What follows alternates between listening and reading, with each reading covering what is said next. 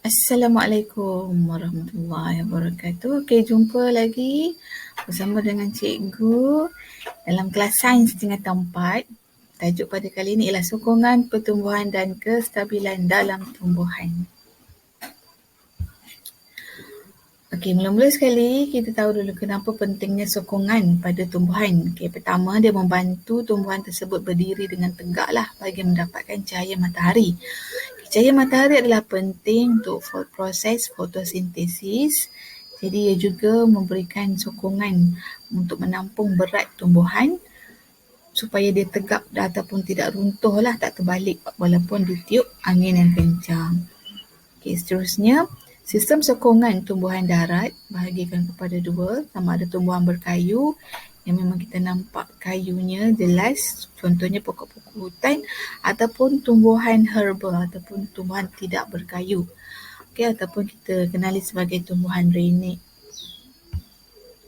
Okey, seterusnya tumbuhan berkayu. Okey, tengok dulu ciri-cirinya. Biasanya tumbuhan berkayu ni cikgu bagi contoh pokok durian. Okey, tisu dia sangat tebal dan keras serta kuat.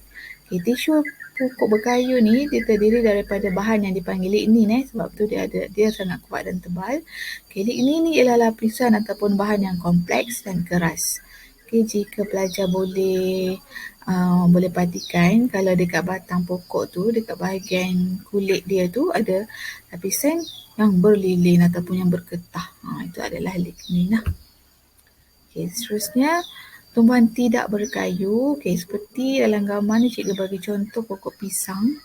Okey, walaupun dia tidak mempunyai kayu tapi tumbuhan tidak berkayu seperti pisang ni mendapat sokongan daripada kesegahan sel yang berada dalam struktur dia. Okey, kesegahan sel tu apa? Kesegahan sel tu adalah kandungan air yang ada di dalam tisu ataupun sel tumbuhan yang memberikan dia bentuk yang tegap. Okey, batang tumbuhan tidak berkayu ni biasanya dia adalah sangat lembut dan dia akan mudah layu jika kekurangan air. Okey. Seterusnya kita lihat kepada struktur khas tumbuhan. Okey, tumbuhan mempunyai struktur khas selain daripada batang berkayu tadi. Yang pertama ialah akar banik, yang kedua ialah sulur paut, yang ketiga ialah akar jangkang seperti pada pokok bakau, akar cengkam dan juga akar sokong. Okay, kita pergi pada tumbuhan akuatik. Okay, bagaimana pula tumbuhan yang hidup di dalam air seperti tasik atau sungai mendapat sokongannya? Okay, kebiasaannya pokok yang ataupun tumbuhan yang hidup di permukaan air, contoh pokok teratai macam ni dalam gambarnya, atau pokok kembang, dia mempunyai struktur khas ataupun dia mempunyai tisu erenkima. Tisu erenkima ni merupakan tisu yang berdinding nipis dan mempunyai banyak ruang udara di dalam tumbuhan tersebut yang membolehkan tumbuhan tersebut mempunyai daya apungan dan dia boleh terapung lah. Okey, seterusnya kita akan belajar juga cara untuk menentukan usia tumbuhan berkayu.